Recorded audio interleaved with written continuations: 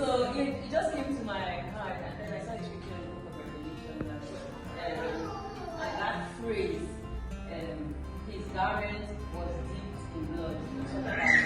So that was where that phrase came from. So I was like, married dipped in blood. It's about the covenant, about the joy of Jesus.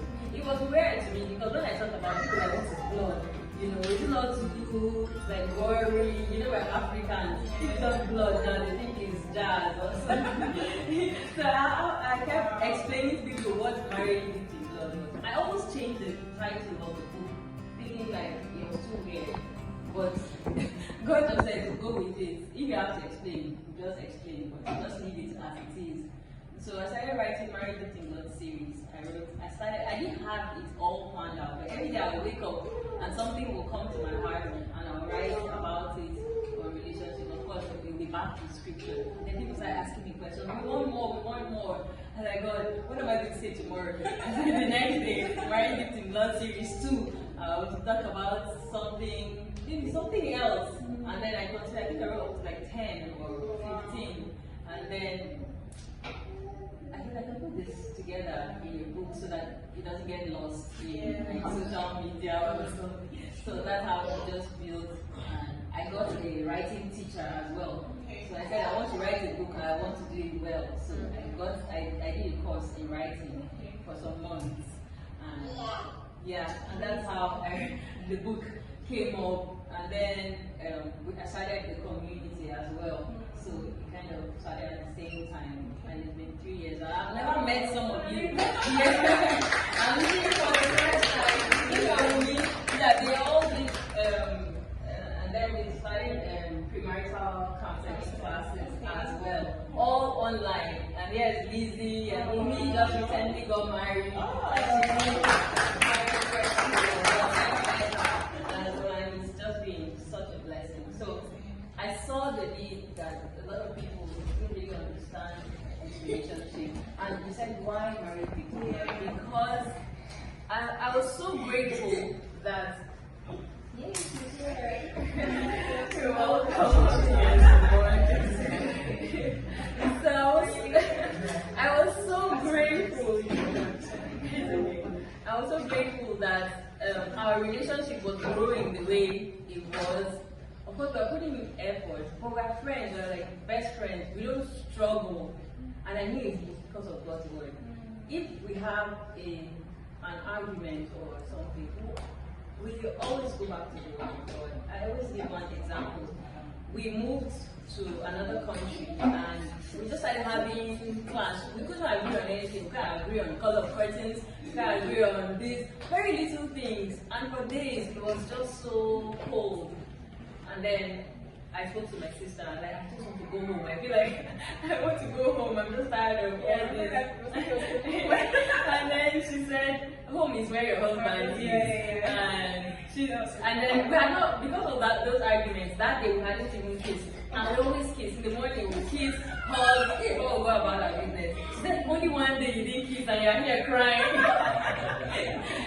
So I don't remember the rest of the conversation, but then I went back and told him I'm tired of this tension. You know, we broke bread, we just apologized to each other, hugged each other, and next day we went on. So it was that serious. We took the communion. Like, this thing is dipped in blood. We cannot just be going like everybody else. So when I saw the way we were enjoying our relationship, I really want other people to enjoy what we're enjoying. And that's why I began to share. I keep talking about our experiences and always referring to God's word. So that it's not like we're not the yardstick. Don't say I want my husband to be like again, or I want my wife to be like Doofan. We always go back to God's word. So this is why I wrote the book. This is why I do everything that I want people to enjoy what we enjoy. You know, it breaks my heart. One more story. There's a couple that was quite close to our family, and they were having issues. They were going to get divorced, and the guy reached out to me, And I felt so bad. I was thinking, you know, then I had not even done any courses or training in counseling, but I knew that I had that desire to help people. And so they would ask me questions, I would just say what comes to my heart, I would pray. And the lady was bent on getting a divorce. Like, and just get counseling where you are, is just someone who you guys can talk to, because we're not close. It was always just phone calls and chats. But they insisted, you know, I couldn't sleep. I would be rolling on the bed. I won't cry. My husband said, why are you taking Panadol or somebody else's headache? You know? And so I saw how it really affected me when it wasn't working for other people. So I felt like I really needed to do something about it. So that's why. So in 3 years, have you had any major challenges, you know, in running the community and your counseling? Have you shared some of the... Yes, I have. Okay. I have. You know, sometimes when you give counsel and you expect that, okay, they listen. They came for you. They came to you. You know. Yes. You know. They came to you. You ask the questions to help them. You know, find the solution. And some who are really close to you and they mind, you can tell, you should do this, some that I can really hammer. You know. And then they still go back and do what they want to do. And we are just wondering, God, what is it? Yes. So you came to me and I gave you the advice or I gave you the good counsel, but you still went back and did what you wanted. What do I do about that? I just pray for them because I know the Holy Spirit can minister to them. The Holy Spirit is the biggest influencer, you know. So prayer, we cannot underestimate the power of prayer. And when we pray for people, genuinely pray for people, we see the changes that happen in their lives. And the truth is that some people have broken up, like the couple I talked about, they are not together. And it's just like you go to the doctor and some people die during after they've been treated or when they're on admission. Yeah, some things. Yeah, and I also learned to kind of take my emotions out of it so that I'm not too attached to the clients and too much in their space to make sure, because at the end everyone we have to want it as much as I want it. Because I can't want it more for you.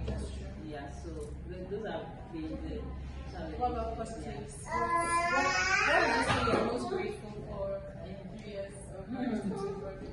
The relationships that I've made. Like, you become like family. You heard Lizzie's story, and like hearing this story.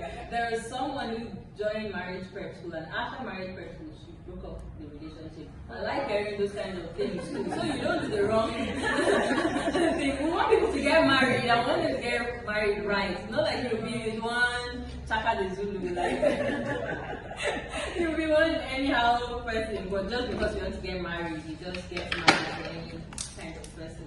And that was a really interesting story for me that she broke up that relationship, because I was in one kind of relationship before as well. And by the power of God, the prayers that my mom and my siblings made, that one broke. So sometimes it's okay for those relationships to break.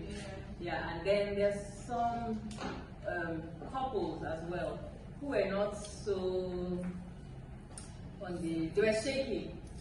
And then they met me and things got better. Yeah.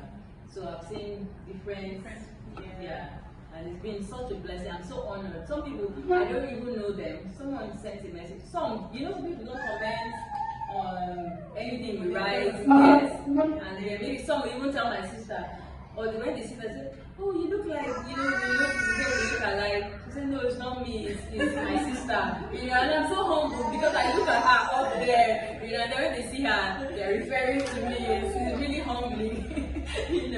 And so many good, really great experiences. I'm so grateful. Yeah.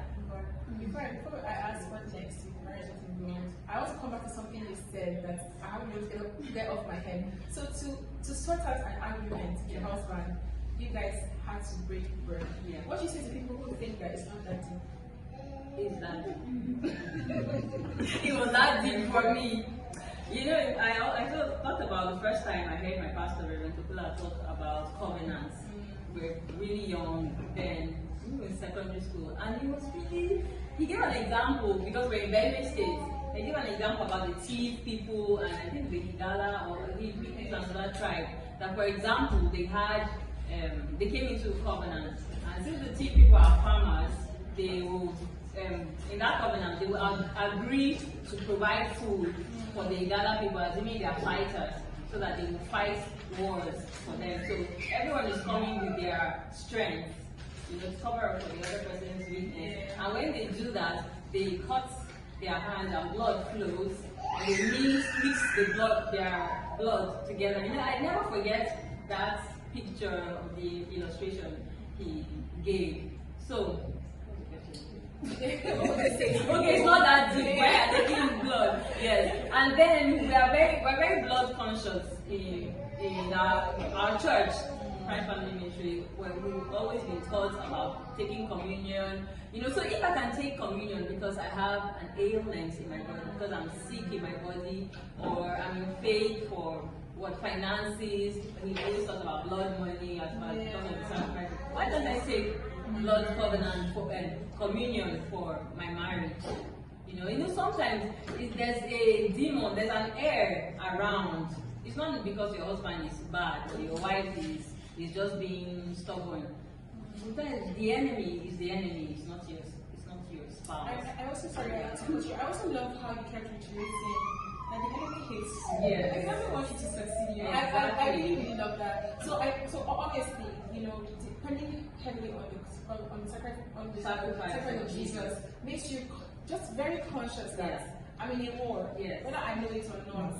So, and that's one of the things that kept, and I think you didn't mention that. I think I saw that about 3 or 4 times. The enemy hates you. Yes. So that consciousness. So when you say that it's not that deep, if you listen to people go all the extra mile for their businesses, do that for their careers, do that for families, that people that they don't even care about them. But when it comes to the person you live with every day, you don't want to go that extra. So we have to go that. And I always really say that the God is our whole mission. It's the one thing that sorts everything out. So that's statement.